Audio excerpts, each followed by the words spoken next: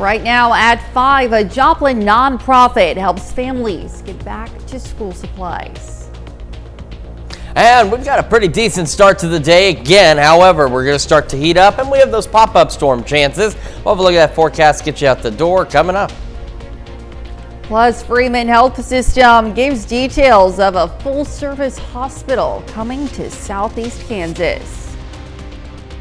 The 4 states' most watched news starts now. Good morning and welcome to the KOAM Morning News. It's 5 a.m. I'm Elise Noe. And I'm Chris Warner. It's Thursday now. That's all you need to know. Really, that's the most important piece of information you're going to get today is that it's Thursday. Because sometimes not knowing what day it is, it happens. It happens to all of us. It really does. You ever get somewhere and you're like filling out a form or signing something, you're like, what is today? What is the date? What is today? What time year is it? Where am I? Yeah, where am I? That's the number one question. Who are you? Who am I? Why am I here? Well, hopefully you can get some of those answers today, and we can give you some answers in terms of what we can expect from the forecast. And we'll start with this, and that's a live look from our camera on top of the Cornell Complex in downtown Joplin. Got a couple of clouds out there. We got a few showers and thunderstorms off to the west, but nothing really. They're pretty far west, so most of us are dry right now this morning. Our camera 7th in range line looking good. Same from the MoDOT camera 32nd in range line as well on the south side. So here's the Skywatch Storm Tracker, and this is what I meant by they are pretty far west out there with a few showers. And we had this zoomed in here. We had a few slightly more organized showers about 20-30 minutes ago around Ozark and Iola south of Garnett, but those have kind of fizzled out. So what we've got now is just these scattered thunderstorms that are most of them are outside of our immediate area, but we got a couple of showers into Elk and Chautauqua counties out there.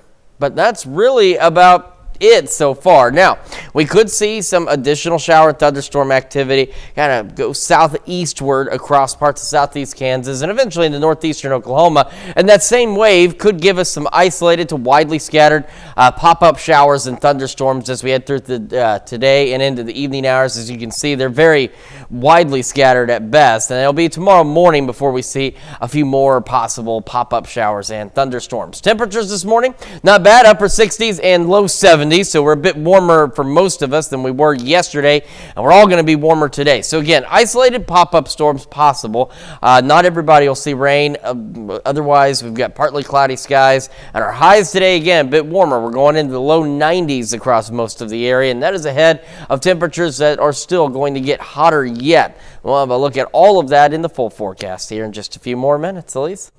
All right, thanks, Chris. Joplin police released more details on Tuesday's fatal tractor-trailer rollover on Interstate 44. The driver of the tractor-trailer has been identified as 58-year-old Mario Suarez of Blue Springs, Missouri. Suarez died in the crash. Police also say the truck was carrying corrosive chemical, which was safely cleaned up Tuesday evening. Galena firefighters were alerted to a house fire around 12:30 Wednesday. The home was fully engulfed in flames as units arrived. Assistance was needed from Baxter Springs, Columbus, Carl Junction, and Quapaw. Extremely hot conditions make it dangerous for firefighters as 4 suffered injury and heat exhaustion. They were treated and dismissed on the scene, and the residents of the home were able to make it out safely. Galena Fire has contacted the Kansas State Fire Marshal's office to assist their investigation. And to be the first to see breaking news, weather, and sports, you can download the KOAM News app.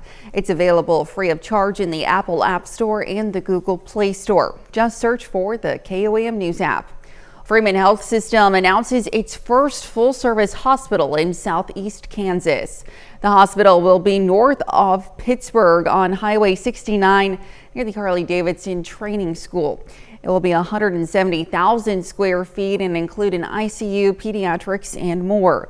Freeman's executive officer, Paula Baker, says the 50-bed, $168 million hospital will create between 500,000 new jobs and improve rural health access in southeast Kansas. This is an optimal location for us because it is located centrally for many of the communities in southeast Kansas to take advantage of. We have good highway access right off the bypass, which can be difficult to obtain. And so we feel that everything came together to make this a very ideal location. Earlier this month, Freeman announced it was taking over operations of the emergency room in Fort Scott and opening a 20-bed acute hospital there as well. All right, Futures in Joplin is giving free back-to-school supplies to kids in need. Their executive director, Amanda Stone, says 63% of Joplin students experience economic deprivation. The organization provides pencils, crayons, folders, and coats. We want our students, everyone, to be on the same playing field. So as long as the kids have what they need at school, then we hope that they can grow and alongside their peers. To support Bright Futures, you can volunteer or donate to their general activity fund. Well, Dr. Richard Biff Williams becomes the 12th president of Missouri State University in Springfield and is talking about his goals in the new role. The university launched a nationwide search for a new president last fall. Cliff Smart recently retired after 13 years in the top job as well as many years as the university's attorney. Williams says he hopes to carry on the traditions and progress Smart made in his time there. Missouri State University has a really storied past, but presently they just have so much momentum going on. And then when you look at the potential of the university, there's just a lot of potential. And I think it's rare across the United States to see an institution that has a great past, a very momentous present, but so much more that they can do in the future. And that's what really attracted me to come to Missouri State. Williams comes to MSU with 25 years of leadership experience in higher education.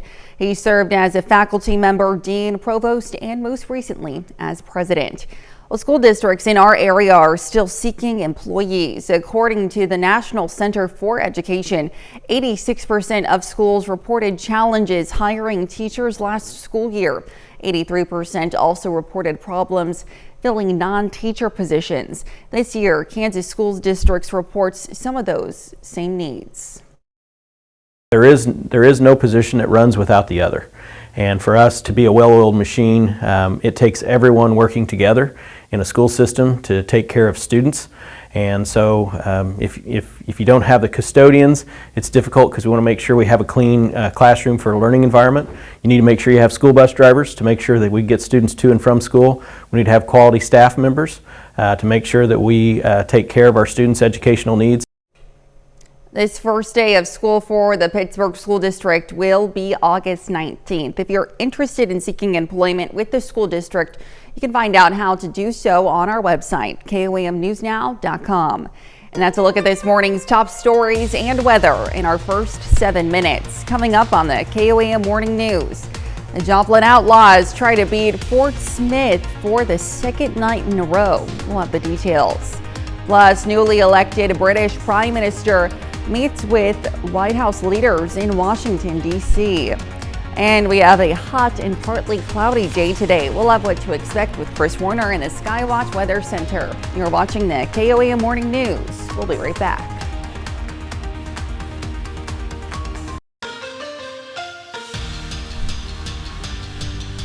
The Frontenac Wrestling Club is sending 4 athletes to the national championships in Fargo, North Dakota this weekend. Abby Albright, Maya Courtney, Harper Holmes, and Piper Love are all ready to face some of the best competition in the country. I'm looking forward to competing against some tough girls and just learning more about the type of wrestling. And I'm also really excited because I got injured this season, so I get to come back and wrestle some this summer and make up for the matches I missed. I think it'll help me by, like, in the future I'll really get to know, like, what's up and, like, the real competition, especially because it's my first year going, because I was too young to go last year. But I think it'll be pretty good knowing, like, going at such a young age, so then in the future I know, like, how I can really prepare. I think I'm just going to get better skill. I get more experience by wrestling other people out there, so it's going to help out. It's pretty cool. I think that it'll help us as a team next year too. Just we'll all be experienced. Well, Joplin Outlaws were back in action last night on the heels of last night's 3-2 victory over the Fort Smith Marshals. Those two teams squaring off again. Outlaws closing out their homestand against Fort Smith. Joplin's bats struggle early against Marshals starting pitcher Jonathan Martinez. He strikes out the side in the second inning. All three Outlaws go down swinging. We go to the bottom of the third, and the Outlaws are down 1-0, and Ravon Morgan smashes this pitch to deep right center, and it falls just in front of the wall. He legs out an RBI double to tie the game at 1. Fort Smith gets that run right back, though. In the fourth, Christian Altamirano crushes one down the line in right field. That one stays fair. It scores a run, and he cruises into third with the stand-up triple. The game stays close until Fort Smith scores 7 runs in the top of the 6th. Fort Smith goes on to win this one with a final score of 17-11. Over the Make League, the Nevada Griffins were on the road in Jeff City last night. It's been a long season for Nevada, who's in last place in the league standings. They fall 6-3 to the defending champions from Jeff City. The Griffins play again today in Sedalia, who just beat them in both ends of a doubleheader on Tuesday. Over to Major League Baseball, the 2024 edition of the I-70 series between the Royals and Cardinals began yesterday. The two MLB teams from the Show Me State play a doubleheader in St. Louis with the front end starting at 12:45 yesterday afternoon. The Royals win Game 1 of the doubleheader after falling behind 3-0. They scored the next 6 runs and went on to win 6-4. Salvador Perez had 2 RBIs in that contest. Same story in Game 2. Kansas City wins 8-5. Former Cardinal Michael Wacha earns the win on the mound. He throws 5 innings, allowing 3 runs and striking out 3. Well, still to come, a case of the bubonic plague has been confirmed in a person in Colorado. Plus, a check of the forecast when the KOAM Morning News returns.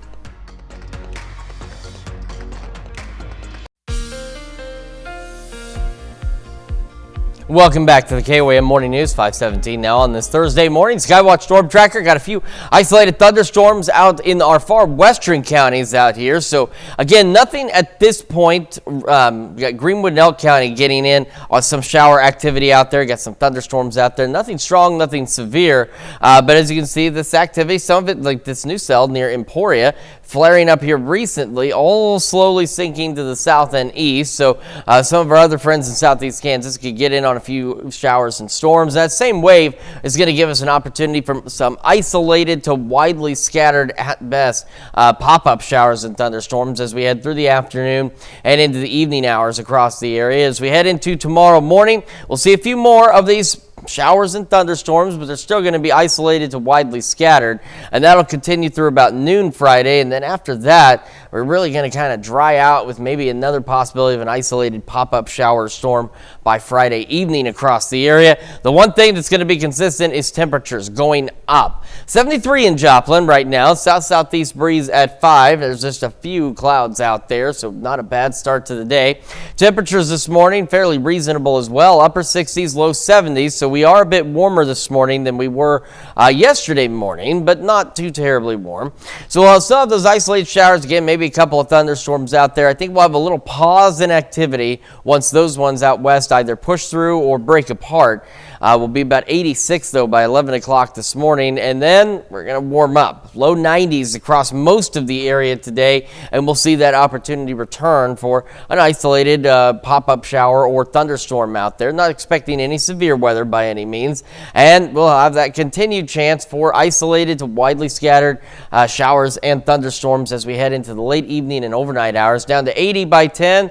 Overnight lows tonight, again mild as well as we fall back into the low 70s. Then as we look ahead, it's going to get even hotter. So we go mid-90s on our Friday. We talked about those pop-up storm chances. Dry into the weekend. Now we're getting into the upper 90s. Then we go into the beginning of next week. That's where we see the triple digits begin to return to the area. So unpleasant to say the least. We're also talking that possibility of dangerous heat out there as we go into the triple digits. Got some pop-up storm chances by next Wednesday and Thursday. That'll cool us down very little and very briefly on Friday before the heat returns by next weekend. That's Check Your Forecast. We'll have more of the KOAM Morning News right after this. Topping Health Watch this morning. A case of plague has been confirmed in a person in Colorado. The Pueblo Department of Public Health and Environment says the case was flagged Friday from preliminary test results. The potential source of the infection is still under investigation. The plague is an infectious disease caused by bacterium transmitted by fleas, although it is best known for the Black Death, an outbreak that killed millions of Europeans during the Middle Ages. The Centers for Disease Control and Prevention says the bacteria circulates naturally among wild rodents and rarely infects humans. The plague can be treated successfully with antibiotics. High insulin prices could lead to a lawsuit from a federal agency. The Federal Trade Commission says it's preparing lawsuits against 3 major companies that negotiate prescription prices, known as pharmacy benefit managers. The agency says its lawsuits will focus on the company's rebates with drug manufacturers and insulin makers' roles in the negotiations. The top 3 pharmacy benefit managers, which are run by United Health Group, CVS Health, and Cigna Group, handle about 80% of prescriptions in the country. Some of the companies say they continue to work to keep insulin prices low for all Americans. It's a rare procedure, but a Massachusetts man is in the 3rd person in the U.S. to undergo a total larynx transplant, which allows him to speak again after cancer threatened to take that ability from him forever. Amanda Gaither talks to the patient just months after surgery helped him find his voice again. Well, it's been a long journey. Just hearing his own voice is a miracle to Marty Kedian. A cancerous larynx and surgeries threatened to steal his ability to speak forever. My wife saw me get depressed and a little aggravated because I couldn't talk. Kedian credits his wife for what happens next, a 2,600-mile trip in February from his home in Massachusetts to Arizona, where surgeons at Mayo Clinic deemed him a candidate in a clinical trial for an extremely rare procedure, a total larynx transplant, including the adjoining tissues, glands, and blood vessels, thanks to a deceased organ donor. The most common question I get is, whose voice is it? One of Kedian's surgeons says the voice he can now hear is his own, not the donor's. The vocal folds, and a very generic way to describe them, are kind of like guitar strings. And so their job is to create a sound. And if you think about the guitar, it's the shape and the body of the guitar that creates that signature sound. It's the same thing with our bodies.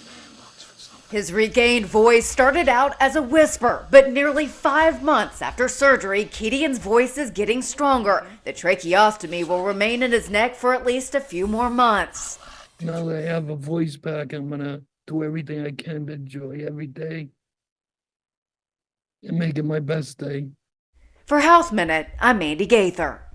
And that's a look at some of today's top health stories. You're watching the KOAM Morning News. And we've got a few isolated showers and thunderstorms in our far western counties this morning, and we're keeping an eye on the possibility of a few additional pop-up storms across the area, and then the dangerous heat begins to return to the area as well. Got a lot to talk about. We'll have more on your forecast when the KOAM Morning News returns.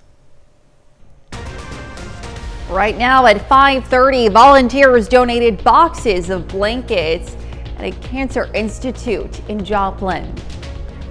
We've got a few clouds out there, and for some, others are seeing a few isolated thunderstorms already. We can see a few more of those and temperatures climbing. We'll have a look at that forecast to get you out the door coming up. Plus, Baxter Springs Public Art Committee announces plans for a historical mural. The 4 states' most watched news starts now. Good morning and welcome to the KOAM Morning News. It's 5:29. I'm Elise Noe. And I'm Chris Warner. So we've got a few isolated storms out there this morning, and it's not bad again across the area. A little warmer, but not too much so. No, but it's coming. Yeah. And I'm still not really happy about it. It's okay. Same here. Just the mugginess. If it was dry heat, it would be one thing, but yeah, dry heat can be a little bit more manageable. Yeah. It's a little easier to deal with. It's one thing, you go out there and it's practically swimming through the air, and unfortunately, that's where we're heading back to, around the 4 states. But at least today, we're going to be hotter, but not quite as hot as it's about to get. Let's take a look outside. This is our camera at 7th and Range Line in Joplin. If you look, you can see we've got clouds off to the west, and then we've got some clearing overhead. And that's because we've got a few thunderstorms out to the west. MoDOT camera, 32nd and Range Line. We're looking pretty good this morning as well. There's those thunderstorms. Now, they're way out west, but we're still getting a cloud shield because we had some storms a little further east of that have since fizzled out, but they have left behind some of that cloud cover. So this is what we're dealing with really back through Greenwood, Elk, and Chautauqua counties. Some shower thunderstorm activity. We've got this guy flared up south of Emporia. All of this is progressively moving off to the south and east. So we're not expecting any severe weather with this activity, but we'll see some isolated thunderstorms. And as you can see, some of them dying out, others reforming. So let's keep an eye on exactly what they do as we go through the morning. Again, not anticipating anything severe. It'll just be a matter of how well they hold up and which ones survive, which ones don't, and how far they survive. But this same wave is also going to give us an opportunity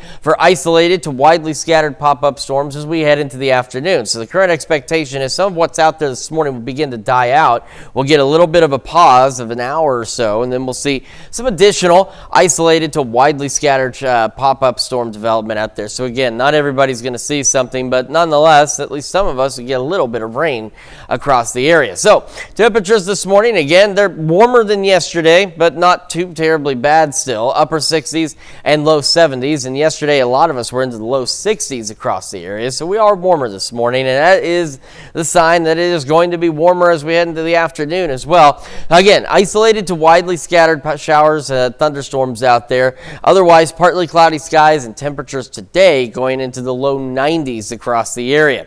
Temperatures will continue to climb as we head into the weekend and the start of next week. We'll break down details on just how hot it's going to get in the full forecast a little later. Elise? All right, well, we can certainly take the rain today where we can. Thanks, Chris. Volunteers from Subaru donated boxes of blankets to the Freeman Cornell Mishores Cancer Institute in Joplin yesterday. The blankets provide warmth to cancer patients who are dealing with not only the stress of the illness, but sometimes the physical demands of the treatment. Here at Freeman, our top priority is to give high quality care and to have good clinical outcomes.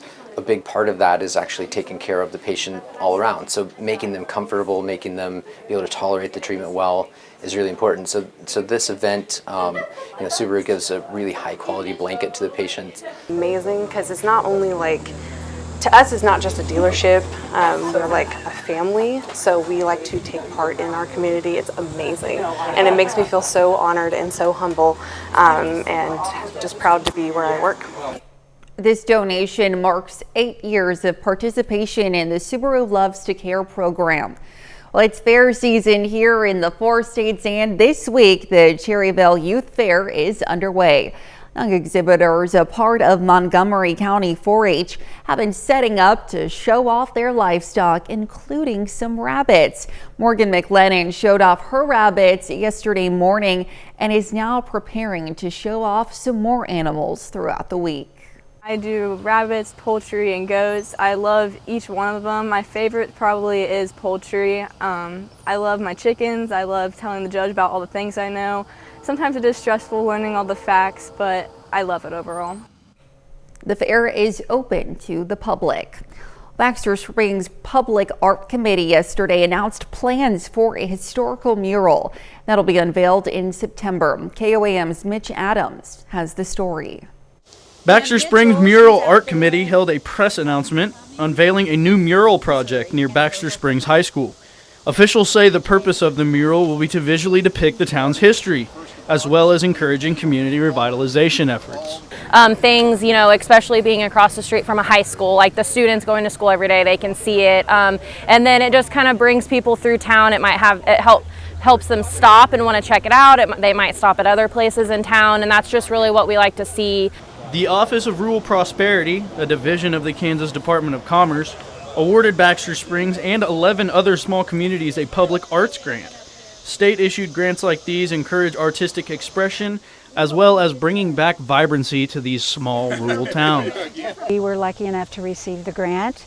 It was a $7,500 award, and then Jim Hoskins with the Ronald O. Thomas Foundation was kind enough to step forward and match those funds, which was required, with another $75,000, which brought it to a total of $15,000. We like to be able to showcase really great things about these rural communities. Whenever we see these grants come through for public art like this, we just really like and encourage seeing, things that are personalized for the towns. The giant mural will be visible to visitors and residents alike, adding more historical value to an already historic Route 66.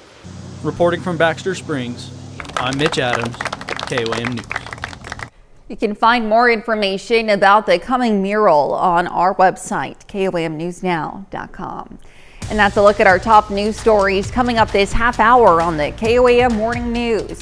2 astronauts still waiting to come aboard Boeing's Starliner held a news conference.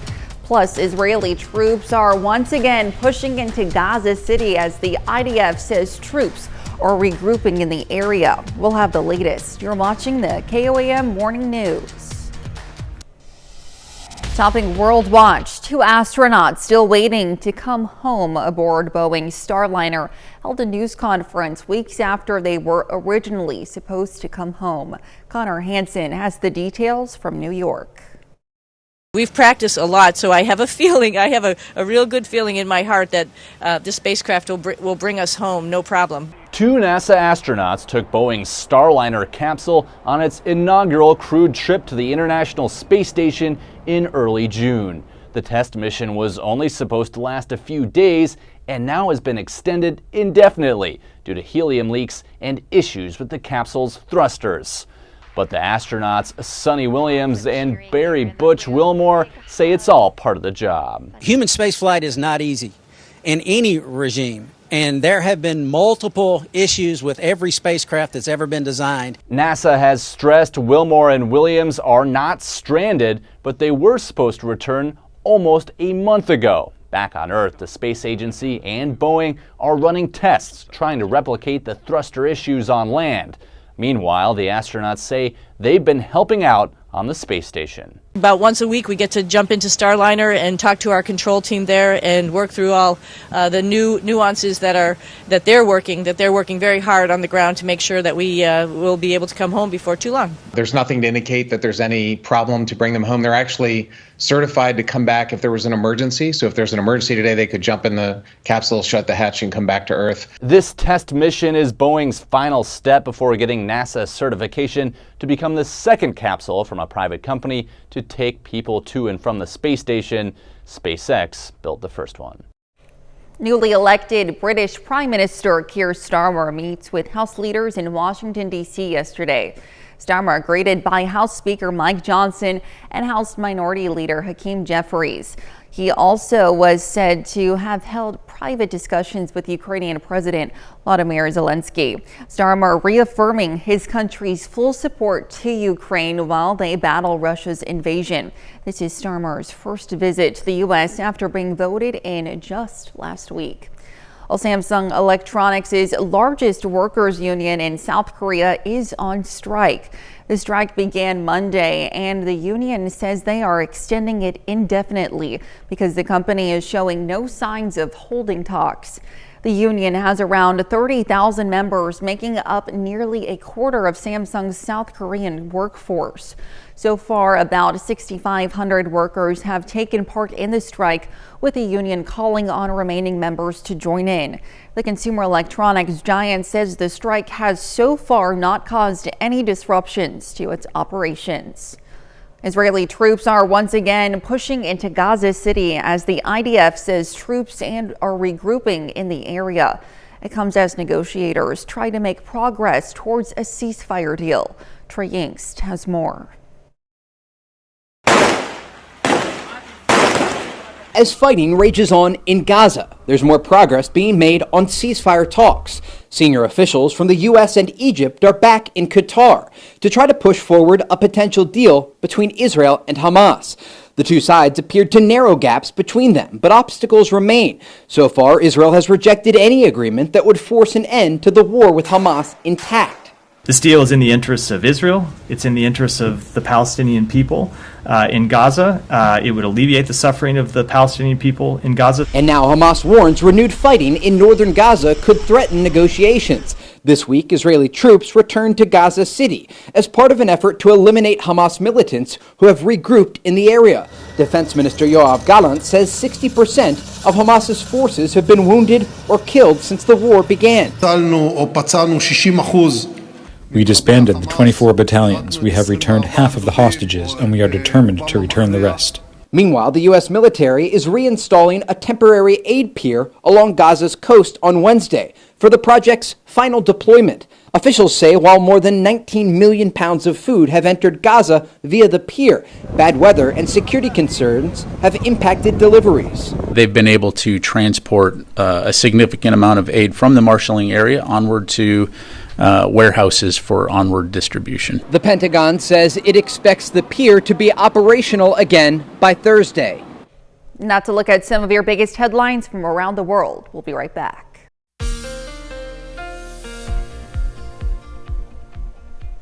Welcome back to the KOAM Morning News. It is 5:45 now on this Thursday. We're starting with a look outside from our camera at 7th and Range Line, looking back to the north and west, and you can see we've got the cloud cover out there. So we had a few more showers and storms in parts of southeast Kansas. The ones that were closer to us kind of broke up, but did leave behind some cloud cover. But we've got new ones that have developed a little further west, which we'll take a look at. MoDOT camera 32nd Range Line looking good. Folks moving right along with their morning, and not a bad start down in Neosho either. The MoDOT camera 60 in Missouri 59.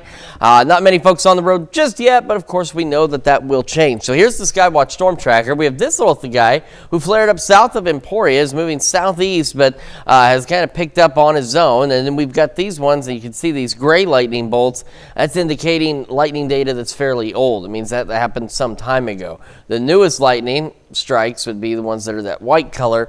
So again, nothing crazy, nothing severe, nothing strong, but we'll continue to monitor these. Now, if they continue off on their course, that this particular storm is going to barely hit Burlington, but will impact, could impact Yates Center, Chinook, parts of Viola if it holds together. These ones will be heading down just to the southwest of Eureka, going toward Howard, and we have others that would make it possibly into Sedan as they continue to slowly drift to the south and east. And if you watch back behind, you'll see another little thunderstorm get going back behind that first one that we were tracking south of Emporia. But again, no severe weather, nor is that expected out there, but we are looking at showers and thunderstorms, and we'll have that possibility of pop-up showers and thunderstorms. That same wave will continue to generate that opportunity for those pop-up showers and storms across the area. And again, nothing severe expected by any means, but some much-needed rain for at least a few of us. But you can see how isolated these are going to be as we head through the afternoon, evening. The only difference is compared to usual pop-up storms, because they're going to have a little bit of energy to work with, we could see them continue into the overnight hours as well. But again, they're still isolated to widely scattered. Some of them hanging around through the first half of our Friday, and then they'll begin to die out as we go later into our Friday. And then by Friday, late afternoon and into the evening, another round of maybe a pop-up storm or two will be possible out there. Our heat risk is going to begin to increase. So today it's still minor, but we're starting to see some moderate out there, more of the moderate across the region for our Friday and into Saturday, with some major showing up, major overspreading by Sunday, and then we go major across virtually the entire area with some extreme sprinkled in, and then we've got more extreme as we head into Tuesday. So we're talking 110 degree potential heat index values by Tuesday. We'll take a look at that in the extended here in just a moment. 73 in Joplin right now, south-southeast breeze at 5, and you can see we've got some clouds across the area. Around the region, temperatures again this morning a little warmer than where we were yesterday. yesterday as we're into the upper 60s, low 70s. We had a lot more low to mid 60s yesterday. So it's still not terribly warm, not bad by any means, but warmer than where we were. We'll have, again, the isolated showers and maybe a couple thunderstorms this morning. I think the ones that are out there will begin to fizzle out a bit. We'll have a pause before we see them return heading into the afternoon, up to about the mid 80s by 11 o'clock this morning.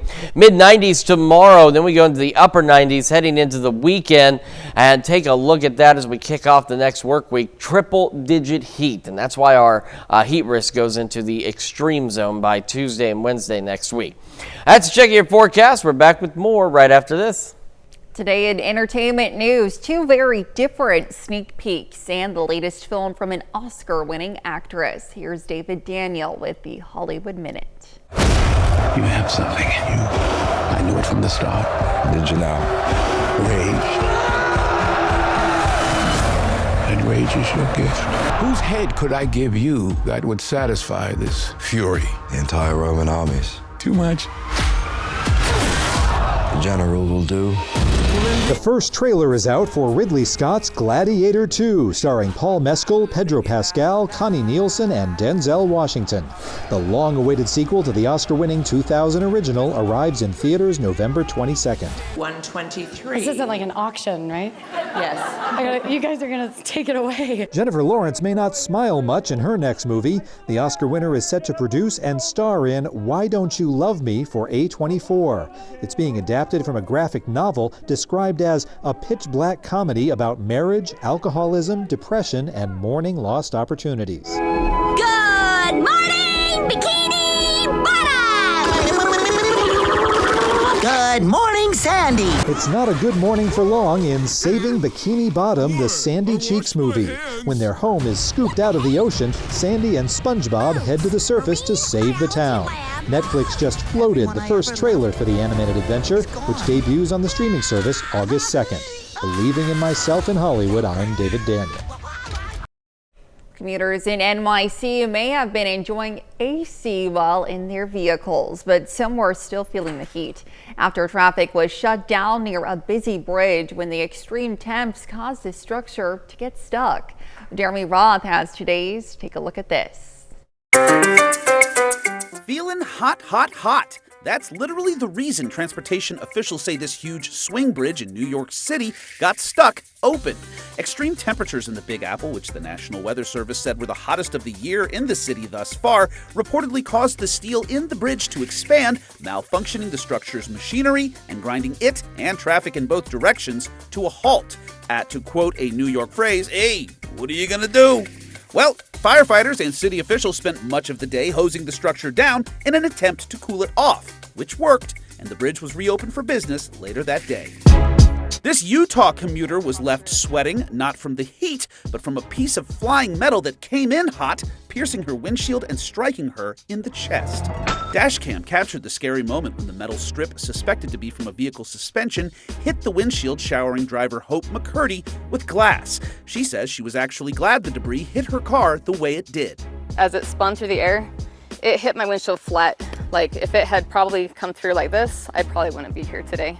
But thankfully, she is, and she's decided to keep the flying fragment, calling it her survival souvenir. Finally, fly away home. That's what Oakland Zoo officials in California bid this condor after treating it and several others for lead poisoning, a common issue for predatory birds that may snack on carcasses containing bullets.